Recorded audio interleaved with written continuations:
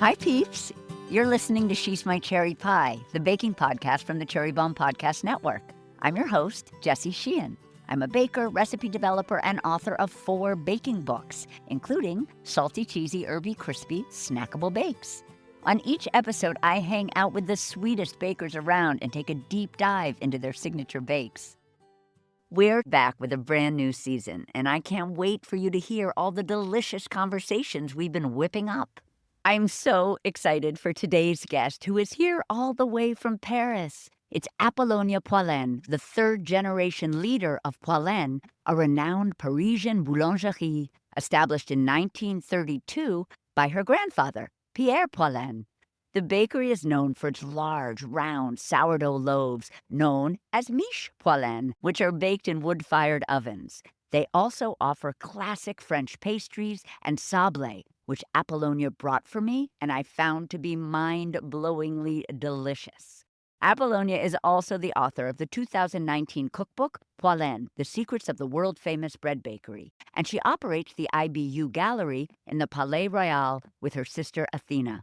Apollonia has an incredible story of how she wound up operating Poilâne at just 18 years old, and how she has maintained its legacy as one of the best bakeries in the world. We talked about her wonderfully charismatic father, her brilliant artistic American mother, who was an architect, and the person to first suggest to Apollonia that she apprentice at the bakery at age 16, and how being half American and half French has influenced Poilâne's bread baking traditions. It was a truly fascinating conversation, so stay tuned. Peeps, did you know that we have a free She's My Cherry Pie newsletter that coincides with each new episode? It comes out every Saturday morning and shares insights about the guest, their recipe, and other fun tidbits and baking news, like our cake of the week. To sign up, head to cherrybomb.substack.com or click the link in our show notes. Let's chat with today's guest. Apollonia, so excited to have you on She's My Cherry Pie and to talk all about your incredible professional baking journey, your family, the bakery, and your book. I'm extremely excited to be here today with you. So first, can you share an early baking memory with us? Perhaps one from the bakery. It could also be one from home, or actually, I would love both if you have them. Yes, I And do. And the Sorry. memory can be of something you baked or just something that you ate, either one.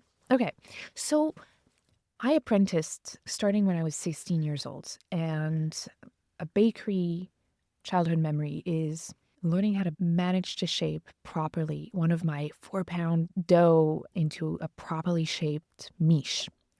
And that was an incredible experience because I had the feeling that I was giving a breath and a life in some ways to this piece of bread, whereas my small, tiny little hands was sticking to the dough. And for the longest time, I was just not managing to do it. And I remember going up that morning to my dad's office and saying, what is not to love about this craft? So that's one of my professional memories.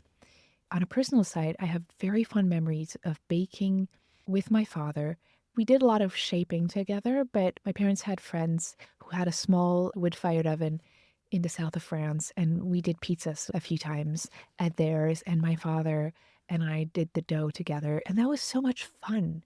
And so those are things that, of course, start creating your culinary or baking education in some ways. And then in terms of flavors, well, I have to be partial to my little butter cookies, my little sablés, my little punition butter cookies, because they come in different colors. We use a wood-fired oven, so we can have different shades of baking, and I love them when they're super cooked. The caramel, it's just so nice. So is it true, I read this, that your crib as a baby was made from a wicker 100% bread basket? true. Please tell me everything. Okay. Also, one more thing. I also read you were born in New York City. I was. Is that true? So I'm a product of 2 cultures. My mom was American. My father was French. I was born in New York, raised in Paris. My father was a baker. And so my parents, being rather original people, they had a lot of personality, and they thought that it was absolutely normal and appropriate to use a big bread basket. It's a big one. It's not the one that we let the dough rise in, but they basically repurposed one of the baskets that we would normally put the warm batch of bread coming out of the oven into a crib. They raised the bottom because otherwise they'd probably have to like go halfway into the basket to pick me up. But we still have that basket. So I could use it if I wanted to Sunday. Oh my gosh, I love that. And so were they just visiting New York or had they moved there temporarily? No, my mom very much had her network in New York. So when came the time of birth, it was pretty obvious to them that that's where it happened. Yep. Love. So now I want to talk a little bit about, or a lot a bit about, the history of Poilâne Bakery. So I wanted to start with your grandfather. And it's funny, when I think of Poilâne Bakery and I think of you, I feel like it's like the family business. It is. In Which- many ways, it is. Which it is. It was started by your grandfather Pierre in 1932 in a Parisian neighborhood filled with artists and craftsmen. He sounds like an incredibly charismatic guy. Can you just tell us a little bit about him? Yeah, so my grandfather and my father were two very charismatic and passionate people. My grandfather has roots in the Normandy region, so that's the west part of Paris.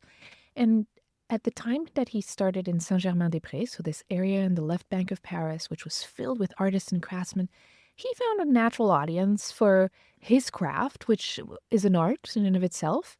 And I think that, copains, so people with whom you share breads, the bistro where you would have a glass of wine and have a piece of bread and cheese, just sort of naturally managed to get things together.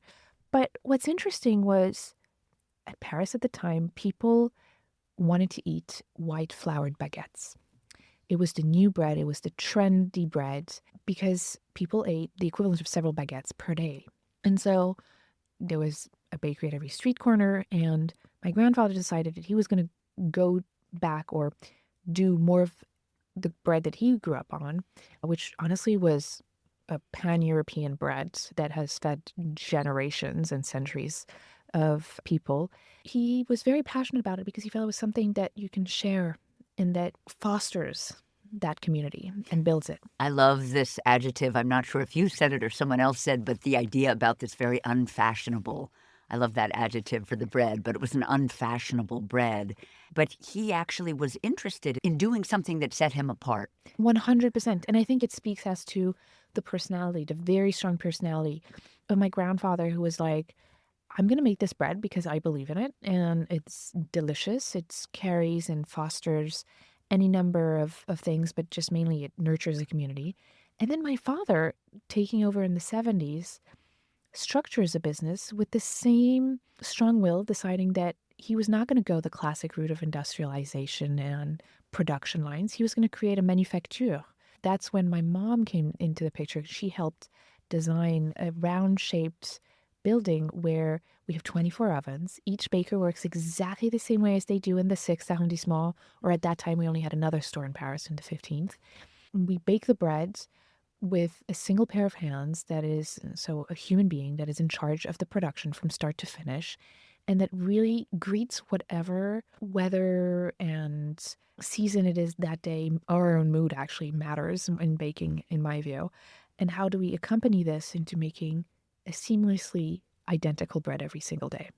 I also love, just to your grandfather for a second, this idea that people in the neighborhood in which the bakery was maybe didn't have as much money, or they were artists, they were craftsmen, and so the idea of a bread that was going to last a very long time was incredibly important to them. To your word nourishing, I think that is included in that the long shelf life, which we will talk about later on when you sort of had an epiphany about that, it led to your book.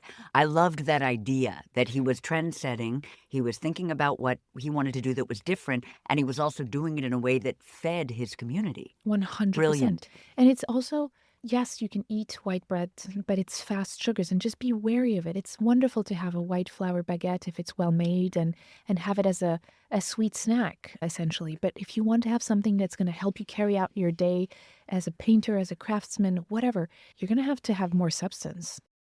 We'll be right back. Cherry Bomb's summer issue will be out in early June. Stay tuned for the cover announcement, but I did hear that, dun da da da, there will be multiple covers, and I can't wait to see who's on them. To get this issue, subscribe to Cherry Bomb magazine so you'll be the first to receive it when it's released. Subscribe at cherrybomb.com or click the link in our show notes. Peeps, have you tuned into Radio Cherry Bomb? It's the flagship podcast from Cherry Bomb, hosted by founder Carrie Diamond. Every Monday, Carrie sits down with the most fascinating folks in food, drink, and hospitality, from icons to rising stars. Don't miss her conversations with Ina Garten, Alice Waters, Padma Lakshmi, the Bears, Liza Colon-Zayas, and so many more. Listen to Radio Cherry Bomb on Apple, Spotify, YouTube, or wherever you get your podcasts. And be sure to subscribe so you never miss an episode. Now back to our guest. Now I wanted to talk about your dad. As you said, he followed in your grandfather's footsteps. He really turned it into a business, opening more stores, distribution all over Paris and even abroad. But I love this. I find this so interesting. He was reluctant at first. Can you tell us about his transformation? Yeah. And what that transformation for him taught you and your sister about the power of bread, as it were? 100%. My grandfather forced my father into the business when he was 14. At that day and age, you could apprentice when you were 14. Now it's more 16 that you'd have to be under extraordinary circumstances otherwise, but that's not the point. My grandfather forces my father into the bakehouse. My father's like, I have no idea what I want to do in life. And I think there were a couple of miserable years for him, or at least in his own words. But what's more interesting is that at some point, greeting people, because my grandfather had built a reputation in the neighborhood and so on and so forth, my father greeted a group of perfumers that asked my father to come talk to them about the flavors and the smells, the scents of bread.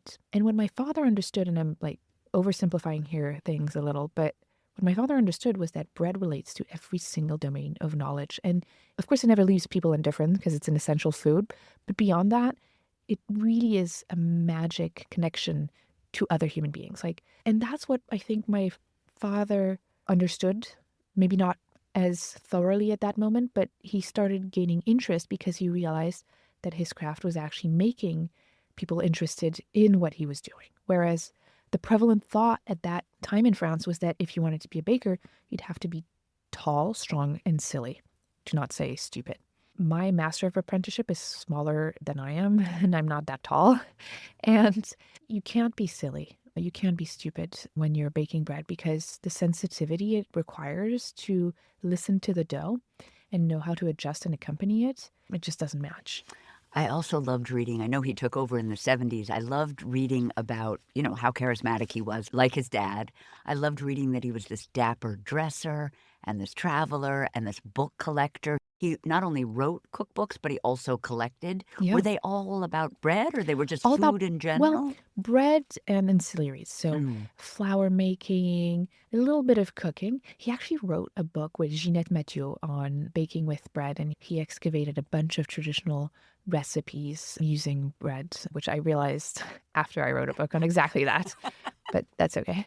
Now I wanted to talk about your mom. As you mentioned, she was American. Yeah. I'd love to talk about the role she played in the bakery. I read something about FedEx, but then I also read about La Manufacture Poilâne. So my mom was American, and she was an architect. I think really, and I had discussed this in growing up with her, she viewed herself, especially in France where she couldn't exercise as an architect, as a designer. She helped my father. It's very beautiful. I had conversations with both of my parents individually where they shared with me what one taught to the other. And in the case of my mom towards my father said she helped him have an appreciation of materials, of fabrics, of style. And I think my father definitely had that interest, but my mom helped shape that.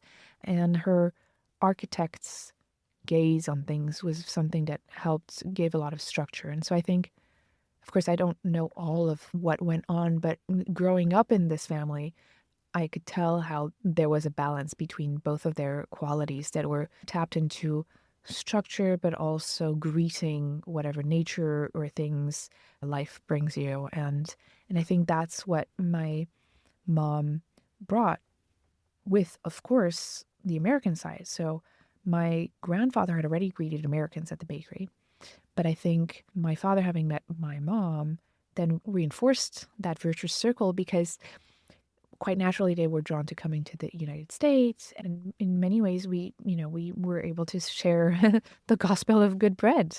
Your mom actually, even though perhaps she wasn't legally able to be an architect in France.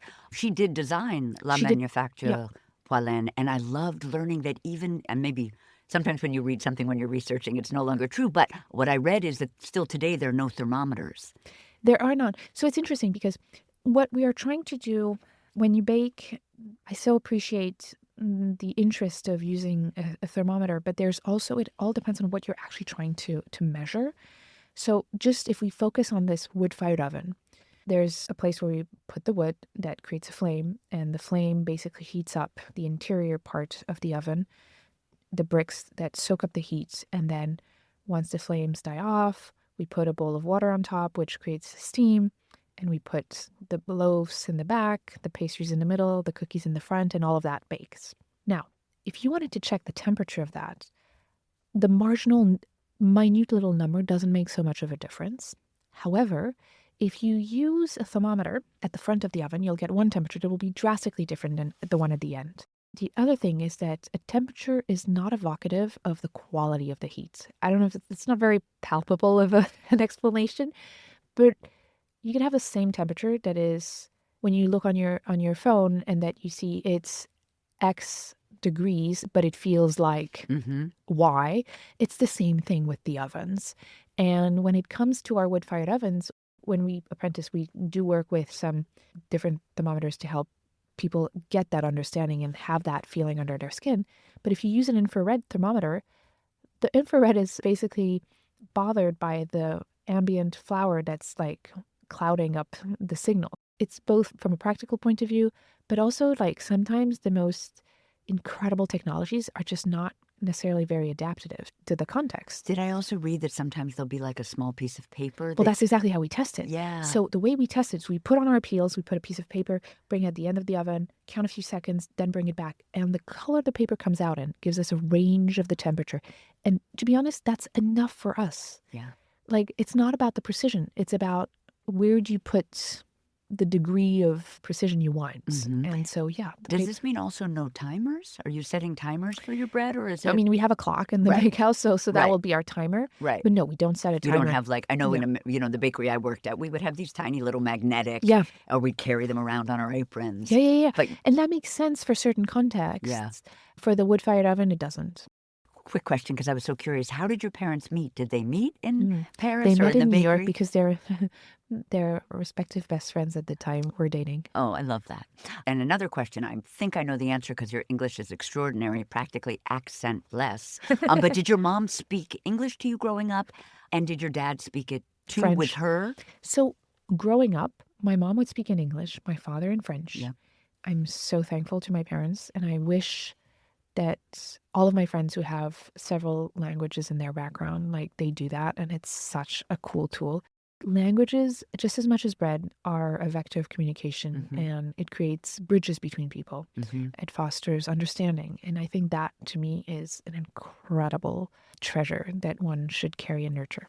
And obviously your dad spoke English, even if he spoke to you guys in French. I mean, it's funny because both of my parents spoke their respective languages with heavy accents. My sister and I might have made fun of our parents at some point. But yeah, no, it was super cool. I love that. You touched on this, but I just wanted to bring it up again. You recognized, even when you were little, that your parents were these unique and original people. I mean, when you're little, to know that, what kinds of things made you realize, oh, Mom and they're different than this person's parents? So several things. Off the top of my head, the first thing is your fridge. I would go to friends' place and I was like, their fridge, first of all, smells really bad. It's so different than the one that I have at home. So that was the first thing. And then, we're talking about dressing. My parents loved to dress, and they dressed very differently than all of the parents that I would see coming to pick up their children at school. So those are like subtle cues that from the get-go, I kind of got the idea that my parents are like, they're pretty cool people. They're very independent in their way they function, and it goes up to their dresses. And then, of course, it's the way they thought, and they shared how their learnings in life and how they went about their lives. And that to me was very, there's something, in French, you would say original. So I don't know, it's a mix of independent and free thinkers. That's the way I like to think about it. Now I wanted to talk about you in relationship to the history of the bakery. Again, we kind of touched on this, but how would you say being half American and half French influences Poilâne's bread baking traditions? Mm. I think so mainly it's about the openness to the world. You have to understand that in France, there's a bakery at every street corner. And that creates a very narrow-minded ambiance.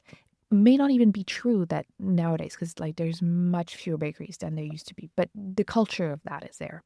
Being of two cultures means you're expanding your horizons. And for me, I cannot conceive of a world where you are not open towards the others, go beyond your neighborhood.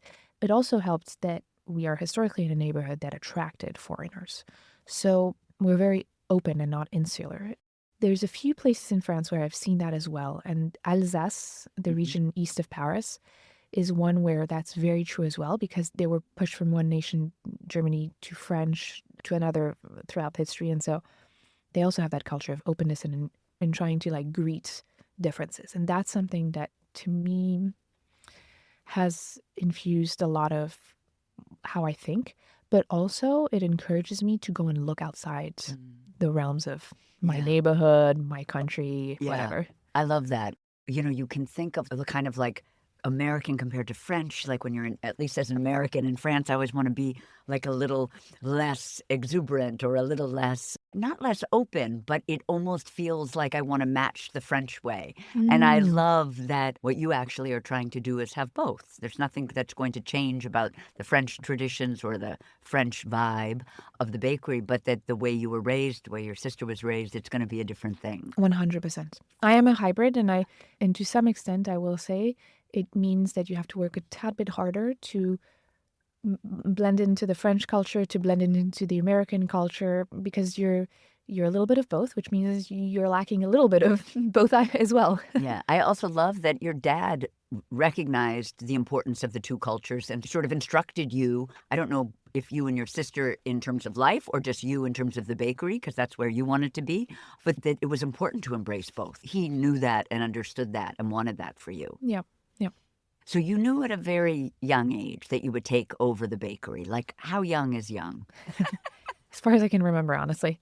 Because, I mean, like, look, I learned how to count giving back. Cash change probably won't exist in the years to come, Right. but whatever. I learned precision and generosity with my grandfather overseeing how I put cookies in bags. I earned my first pocket money by licking and I mean, gluing stamps on envelopes for the end of the month's invoices for our clients. I think for me, like it was pretty obvious. It was there. And what's beautiful is that throughout the years, that sense of obviousness remained for different reasons. Mhm. And it's been 22 years since I followed my parents' footsteps. So materially, I have like one line on my CV. I'm in charge of the bakery. But I feel like I've done so many jobs that that richness is something that just reinforces my convictions that I'm exactly where I need to be. This is just a question that I'm always curious about, like birth order and siblings and families. What do you think about it? Probably just because you're very different personalities, but what do you think about it spoke to you and not to your sister? Because it's Oh, interesting. my sister was just never into baking. Yeah. She loved the culinary arts more on the F&B side of Mhm. things, but she has become a visual artist, an interior designer, and I mean, look, the same way that the bakery came naturally and became more and more obvious to me, her pathway was similar in a different direction. Yep. I read this, but I wasn't sure if it was true because you never know. But was it true that you had also thought about like following in your mom's footsteps or that art and design and architecture also spoke to you? Yeah. So when I was a kid, okay, I loved to play around with floor plans that my mom had in her practice. So I do remember very distinctively saying, because people always ask you, so what do you want to be when you're bigger, when you're an adult, whatever? I would say, well, trying to honor both of my parents, I'd be like, well, I'll be a baker in the mornings because bakers work in the mornings, and I'll be an architect in the afternoon because I had to honor my mom's profession. The reality was, it was very clear that I didn't have the talent to become an architect, and that was very clear to me. It is an interest that I have. You can like some piece of art and just not realize that you're not an artist. So unlike your grandfather and your dad never forced you or, expected you to take over from him. No. And in fact, pathologically not, because so much so that my mom was the one who, when I was 16, was like, yo, if you're serious about taking over the bakery at some point, you're going to have to start learning your craft. And so there's these traditionally long May holidays where there's any number of days off, and I started working in the bakehouse. I love that. I have a note about that. I loved it that it was actually your mom who suggested Yeah, my it. father was like, no, I'm not forcing you. He was probably so triggered. 100%. Like, wouldn't you be? Yes, 100%. And then was there ever any pushback from anyone about it being like a male profession? And here you were sort of wanting to do it as well. Were there female bakers there when you did your apprenticeship? There weren't. And I think there was never a question. I'm realistic about it. And I think more and more as I grow older, I am less overseeing of, this is a male. It is a women's know-how, and I do want to insist on this because it is women that have carried on sourdoughs throughout the years and civilizations across the world, but it has become a male profession. I'm aware of it, but I don't care. But what I realize is that it's not a given, and that you cannot hide behind your little finger or ignore it because people will remind you of that. Yeah. I read somewhere that I think this is something that you said, that it's a men's business but a woman's craft. Exactly. And I just loved that articulation. And I had that articulation taking over the bakery of a fellow baker. She had a store and bakehouse in the 19th near Les Buttes-Chaumond's garden in Paris. And like us, she had a wood-fired oven. She fell in love with that oven, and that's how she came to take over that bakery with a beautiful setting. And there was a point where in her life, for personal reasons, health reasons, she wanted to step down. And when we were talking, I don't know, I had this sprout of a thought that, we are a women's know-how and a male-dominated craft. Yeah.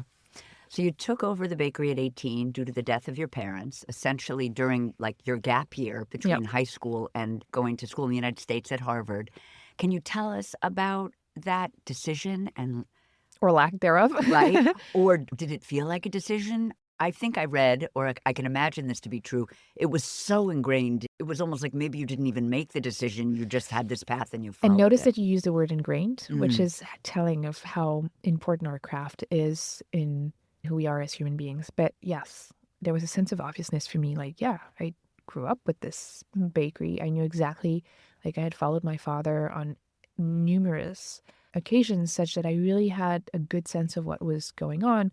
I didn't have the work experience, but I also had his great team to work with to blend that. Was it perfect? Absolutely not. But you have to start somewhere. And that's how, after my parents' accidental passing, I was able to take over the family business without, for a blink of a second, wondering, like, do I do this or do I not? There was a sense of obviousness. I was there.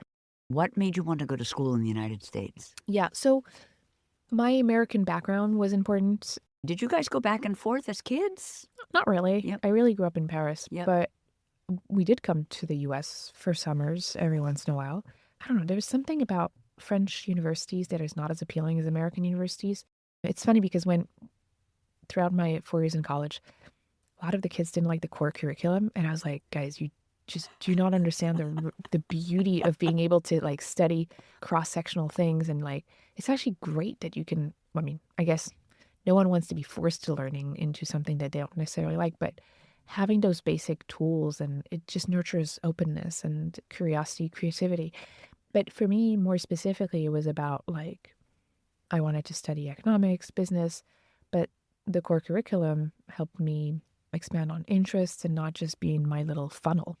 I was going to ask if the major in economics sort of was born out of your parents' passing, or if you knew that you knew you were going to go to college to kind of prep for being a business person. Exactly. That was exactly the thing. Even though I have multiple interests, like that was the one that was like, I'm going to college to get education to prepare myself to eventually take over the family business. Happened a little sooner than planned. Yeah. You literally ran Poilâne from your dorm room. I did. And I just wanted to ask about that logistically. Like, there was no Zoom, right? There were no Zooms. There were phones. Great team. Yep. Really a great team. Yeah. Frequent travels. So I would go back and forth. The starting point are the human beings with whom I worked.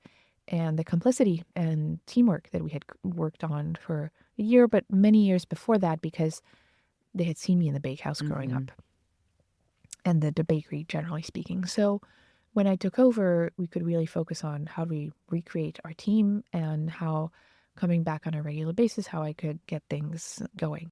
I was remote working before its time. Someone post-pandemic said, remarked that, and I was like, hey, you're right. Yeah, you were doing it already. Yeah, that's what I was thinking. Like, were they FaceTiming? Like, how did it work? No. I mean, we used conference calls and stuff. And then we also, just if you have structure, it helps a lot. And we had our routines. I woke up earlier than students. I'm a baker. I love to wake up early, so it's not a problem. And I also made really good friends in the dining hall because of that. I did party probably a little less than some students, not all, but you know, you make it work. I love this idea that the team that was there, built by your dad, probably not your grandfather, but just built by the history of the place, was there for you. It's not like, I mean, we worked together. Yeah, that really made it possible, and that's obviously such a tribute to your dad. The history 100%. that nobody was like, what? And he's his gone, work. then I'm gone. Yeah. I also read about this, which I thought was so interesting. To some degree, it was as if you were training for this moment to take over from your parents or from your dad your whole life, that being the daughter of an entrepreneur, it means that in some ways you're schooled from forever in the business that entrepreneur and you has. know, that is so true, and it's really important you point it out, because it's something that was not obvious to me until I met a business school professor specialized in family businesses. And he contends that family businesses, the children are taught from birth how the parents operate. And so that creates for a tradition of, it's essentially their executive education or their education from the crib. And when I went to college, it was about the technical stuff. It wasn't about the rest of the craft. Yeah, I thought that was so interesting. So yeah. So I want to talk about the bakery today. I loved reading about this. The bakery's decorated with art that was bartered for bread when your grandfather ran the bakery. Is that right? And still today. Like, we received an eggshell tempera rendition of our cookies from Canada through the mail. I mean, the woman that painted these cookies, and it's a beautiful little stack of cookies with a gorgeous rose next to it. It's incredible. And whenever there's a new piece of art, we try and work with the rest of the artworks so that we can rotate the artworks. Yeah. Do you have that in all the locations, or is it mostly the original? Mostly in the original, but in all locations, because we always have an office or a little place that we display something. And you are referring to the back room of our mother store in Saint-Germain-des-Prés. That room is lit up by a bread chandelier. And we've been doing a bread chandelier since my father, who met Salvador Dali in the 60s, asked him to make a whole bedroom made out of bread. And so since that period, we've hung a bread chandelier in the back room. What happens is that, whenever bread dough will eventually crumble a little. It doesn't fall on people's heads, rest assured. But, when we look at it and it shows signs of fatigue, we replace it. And what I've been asking my bakers in the recent years is to really put their inspiration. So the one we hung up last was just around the season of harvest. So it's full of wheat ears and Everything at Poilâne is baked in a wood oven. Is that unique or different, or is that many bakeries have, it sounds so amazing, and obviously I've been in places with wood-fired ovens, but is that kind of par for the course, or is that pretty unusual? It is pretty unusual nowadays, and it's also a lot of work to use the wood-fired ovens we use, because essentially you're heating up an oven that's made of bricks, and then you try and maintain that heat by reheating it, by refiring it, basically. It's more work because each ovens has their own way to go about things and its specialties, its limitations. The thing that I love with the wood-fired ovens is that it creates for really dry heat, but one that really surrounds you, envelopes you. The experience you have when you come down to the bakery is that you're surrounded by this warm cushion of heat. How it affects the dough is that when it bakes it, you have your 4-pound batch of shapes miche, and you put it in the oven, and it both expands into this beautiful loaf, but it also cooks thoroughly the outside, leaving a porous surface to allow for the heat to infuse in the middle of the loaf and properly, thoroughly cook the inside. It's something that I think is quite unique to these wood-fired ovens and that I appreciate. You don't have the chewiness. You have nice, crusty, caramelized flavors. The fact that the interior is thoroughly cooked allows for the breads to keep longer because the moist tends to facilitate mold. Back in the day, and I'm going to give you the nitty-gritty stuff, but Please. back in the day when vendors were trying to convert people from wood-fired ovens, which was the norm, to electrical ovens, they would say, buy my oven because your bread will retain more water and you'll be able to sell water at the price of bread, which is fascinating as to what of the impact of these two techniques or these two types of ovens. Yeah. I wanted to talk a little bit about the apprenticeship, the training of the bakers, which you did at 16. Started at 16. Started at 16. So Yeah. what does it entail? Are people coming in to work for you who have already gone to school for baking? Are they off the street, but you give them an opportunity? And do you start everyone at the same place? Yeah. So every baker, I mean, in a nutshell, wherever you come from, the reality is that you will, on the first day of your apprenticeship, observe, and on the last day, your master of apprenticeship will observe you. It usually is 9 months, but sometimes it's shorter with people who have that thing. Some it's experience, but mostly it's a sensibility. What happens is that you start testing and trying the gestures, and it's through repetition, it's through seeing how it changes from 1 month or 1 season to the next, how you acquire or develop a mental library of experiences that you can pick and choose from to adapt your gestures on a daily basis so that apparently the loaf looks exactly the same, but the work behind it has been very different.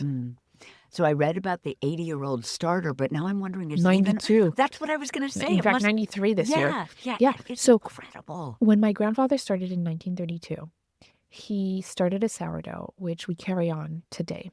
And what's specific about our sourdough, because first of all, I don't view sourdough as a category of bread, but as a technique. And I say this because sometimes in America, we tend to use the word sourdough as a category of bread. And I feel it's slightly deceiving, but to my point, when we make sourdough at Poilâne, we take a piece of dough from one batch. When we're baking the batch of bread, we keep it aside to nurture the starter of the following batch. So essentially, since 1932, this process has been going on. It parallels how us as human beings are a product of two human beings and how that eventually creates another generation. And so that continuum is slightly different than how we, for the most part, do sourdough at home, where we have our sourdough culture and then we retrieve, like you do in a savings account, some of the stock. So from one batch to the next, if you typically start a new batch of bread, you have a piece of dough from the previous batch, over which you add wheat flour, salt, water, and then mixing it, you get our bread dough. And we'll move most of it into the bread box to proof a first time, but we'll leave a piece aside, which will begin being the starting of the next generation of batches of bread. And this has been going on for generations of bakers and generations of Poilâne. Is that unique to Poilâne? Is that an unusual way to do things? It's rather unique, and it is unusual because it's more work. You have to make sure that you continuously bake if you want to do that way.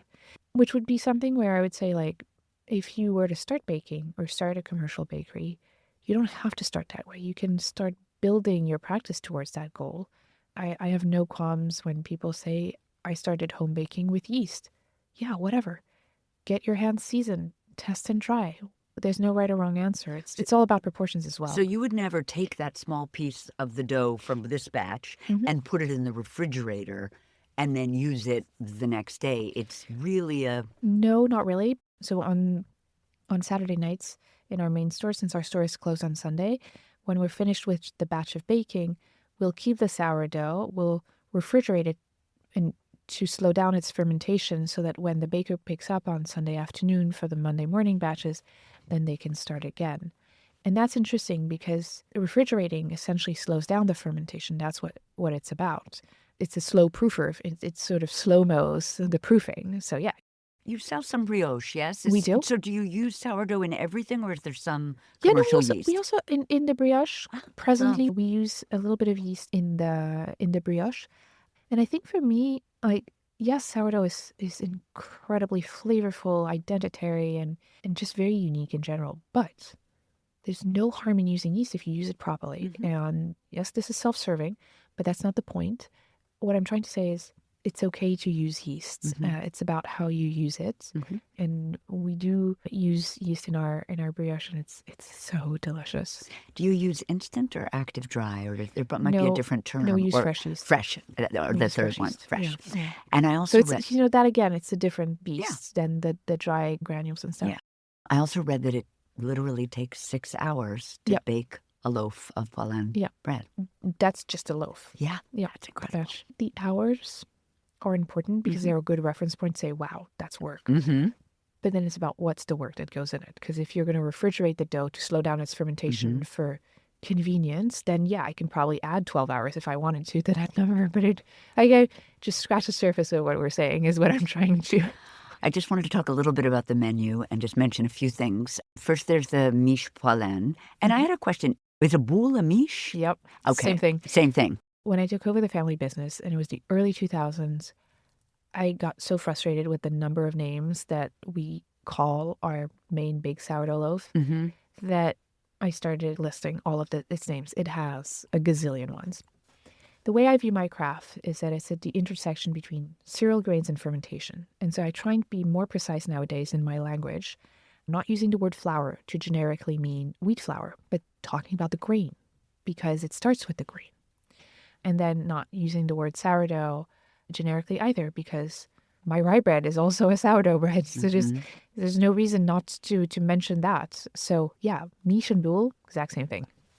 So I read a little bit about what goes into the miche Poilâne. It does say flour with plenty of wheat bran. Is that the equivalent of saying whole wheat? So it's not whole wheat, but it's close enough. Okay. In the spectrum of things, it's a type 80. And in the way it's stone ground flour, where we do want to keep as much of the beautiful nutriments that it has and the natural oils that it has. So you don't have to add gluten or whatever to enhance your flour. It's an Atlantic sea salt that goes into it from Gironde in Brittany. It's impossible to pronounce. It's a distinctive flavor, and I guess because of that, or a strong flavor, maybe it can be used in smaller quantities. Is that correct? That is correct. It has yeah. And should we picture like a fine sea salt or more like a kosher? Of course, sea salt, it's on the grayer side of things. It really is a sea salt.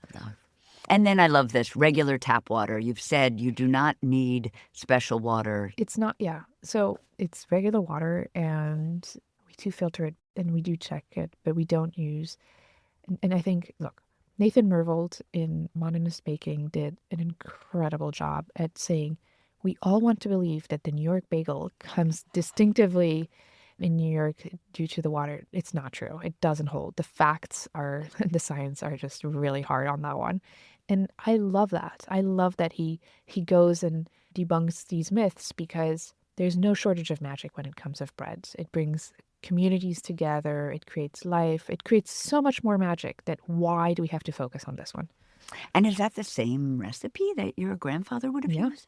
100%. Incredible. Except that from one season to the next, and from one batch or from one year to the next, one harvest to the next, the word I was looking for, things change subtly. There's some years where the wheats are better than others, but that's just, the geography, how the weather impacted the growth of, in terms of breads, we do mainly wheat, rye, and corn. Every time it's 100% of that flour because our bakery is not about that mixing. And so it's stone ground and it has that purity to really express what is the flavor of that year's harvest. But that also means that you have to agree that it's not going to be the same every year.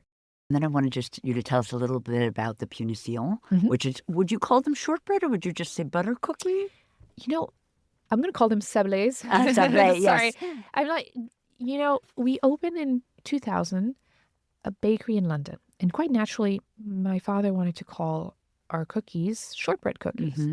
But if you call our little punitions shortbread cookies in London, people will expect them to be undercooked, by our standard, because they think of the Scottish shortbread cookies. And that makes so much sense. And so I remember taking over the family business and being like, we just need to ditch the name and call them butter cookies because that's what they are. And sablés is a little fancier to say, like it has this sandy texture. Really They are shortbread butter cookies that have a sandy texture that are incredible because they are baked in this wood-fired oven, which gives it distinctive flavors. I like them when they're well cooked, and the reason why is because it develops, I mean, just basically Maillard's principle. The caramelized flavors are just, the flavor profile is so incredible. I respect people who like them better on the whiter side of things. That's fine. I like them quasi-burnt, but each to their own on that one. And this was the Punition is named after a game that your grandfather played with his great-grandmother? That's correct. Yeah. And so she would call her grandchildren saying, come and get your little punishments, and open her hand to a handful of cookies. I love that. I think I read that maybe you had added, at least at some point, a gluten-free option to the menu. So I view my craft as this crossroads between grains and fermentation. And so I started working when I was in college, my junior year, on a 100% corn flour bread without using any gums, eggs, or sugar, because I'm not making a cake, I'm not making a brioche, I'm making a loaf of bread. And then I thought, by the time I started commercializing the bread, it was 10 years. And I was like, if I only come out with a new bread every 10 years, I'm going to lose a bunch of customers before I can make my point. So I developed a family of cookies, choosing 7 grains that are important to me. They're important because they represent the different terroirs of the world in terms of grains. In passing, what I wanted to make sure was valorizing whatever unique qualities they had. And some of them happened to be gluten-free, so I would want to make sure that they stayed that way. With the oat biscuits, I use, biscuit is also a word we use in French, so I use it, and I realize it's deceiving in certain parts of the United States, so just using cookies. So our oat flour sablés, because of the unique qualities of the oat, I was able to make that one without using butter. And the reason why I did that one was because I was thinking, okay, so I'm making this range of cookies. Great. With the corn flour, I can put a little less sugar because the corn has a naturally very sweet flavor. And if I'm going to boost different qualities, let's make sure that, some are going to be gluten-free, some whatever. At some point I was like, and this was a summer where there was a little bit of tensions on the price of butter. I was thinking, if at some point there is a real crisis with no production of butter because there's a drought, I'm screwed. I'll have nothing on my shelf. So I need to make sure that at least one of my cookies is butterless so that I can make sure that I have something on my shelf. So smart. So I wanted to talk about your book. I mean, there have been many, but the one that's your English language book. And in the foreword to the book, Alice Waters says that Poilâne Bakery revolutionized bread in America. I mean, I think I sort of understand what that means, but what does that mean to you when she says that? It's a huge object of pride. It's extremely flattering. It really is a testimony as to how much my father was good at sharing what he believed when it came to breads and how he thought that it connected very obviously with people. So it was your first English language book. What made you want to write in English? It in English or in English, period? Yeah. So I wrote it in English precisely because I didn't have an English language book. And I was like, look, I have my French customers. That's great. But I actually need to be talking also to my American audience. English is a rather prevalent language around the world. And so it kind of was obvious for me. And also, to be honest, I wrote a bunch of papers as a young adult in university, so English came a little easier to me than French at that point. Tell us about your revelation in Brittany when you were eating whole wheat sourdough a week after you'd baked it and how that sort of led to your book. I should tell you, it's more than a week. I didn't want to scare anybody, and I've since enhanced the number of days that I was able to keep the breads. So I'm probably going to scare some auditors here, but I did keep my wheat sourdough breads 21 days fresh in Brittany. But in Brittany, because the air is saline, and I think it helps a lot. Like, it's not the same thing in New York where it's like super dry and hot and your bread is like stale in a couple of days. Or in the summer where it goes moldy because of the humidity and your fridge is actually the best place to store the bread. But that's beside the point. It's 2 weeks into my summer break and I still have a piece of bread and it's still it's holding up. It's not extremely fresh, but it's like I can cut it. It's fun. I can have my morning toast with it. And I thought to myself, wow, my bread is incredible. And what's more was like, I thought, if I think this, even though it's been over 10 years that I've been in charge of my family's business, that's also pretty incredible and a testimony as to the beautiful heritage of my grandfather and my father. And so I was like, if I view this way, I need to share this with the world. So it's a little pretentious, but that's really where it stemmed from. I was like, I love my craft. I want the world to know how cool bread baking is. One thing that comes out that you write about in the book is that bread is a great standalone food, Yeah. but it's also an ingredient Yes. that you pay attention to in the book. Can you tell us about that? Two things, and I'll segue for a second here. So when you take bread, there's some people who like it ultra fresh. There's some people who like it stale. As a baker, and with everything we just shared, you'll understand that my mind was like, well, how can I get both of those ends meet and appreciate? They'll never convert, but at least if they can appreciate the other person's stance, that would be great. But what's more was realizing bread, when it's super stale, you might want to find a different purpose to it. And the natural one is croutons, breadcrumb. Yeah. But like historically, you couldn't waste bread because it was so precious. So there is an extremely rich resource of recipes around the world using different breads where people just say like, look, if we have stale bread or bread that didn't work, like we'll find a use to it. That was the other message of the book, was sharing with the audience, the readers, that when you have a piece of bread, it's not only the food, it's not only how it fosters community, but it's also a great ingredient in your pantry. Yeah. Do not waste bread. Like if you are at that last crouton, I mean, I'm only half joking here, but if you're at the last trimmings of the bread and for whatever reason it went stale, put it in the processor, make breadcrumb out of it. And if you're fed up with breadcrumb, I use coarse breadcrumb for granola. And that's a great way of lightening granola, because granola is made of grains that are mostly like flakes. So it's like, it's not cooked originally. So it's kind of heavy. So using coarse breadcrumb adds lightness to it. I love that. You also encourage your readers in the book to bake with their five senses. Yeah. And I want you to tell us about that. But I loved this story that when you have a piece of bread, before you eat it, you like to break it and smell it. And that you've had old friends of your parents say to you, oh my gosh, that's what your mom and dad did. Yeah. That's usually how that's the family tell for Yes. sure. For sure. So when you open a slice of bread and you tear apart from the middle, you get the freshness of whatever's contained in that slice. It carries all of the work of the baker, yes, but also the 2-3 years prior in the field where the farmer has selected, developed the amounts of grains necessary, and then harvested the grains for that year's crop.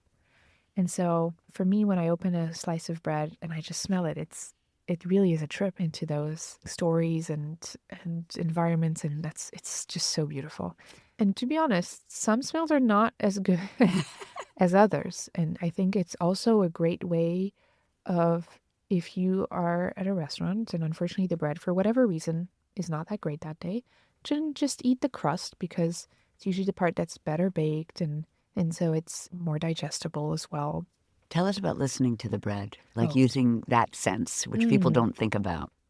So there's distinctive gestures and noises when you're in the bakehouse that echo what's happening. But think of it, on your average day, you have those specific sounds that correspond to that 8 a.m. this, that 10:30 that. In fact, radio stations apparently, historically, don't move a lot of the way they are organized in time because people have those frameworks of references. It's really hard to move it, and it's a question of habit. The point is, I think one of the most beautiful aspects of bread baking, when the bread comes out of the oven and we stack it on the rack and we let it cool, which is really the last stage of bread baking because the bread cools off, bakes a little longer, loses a little bit of water.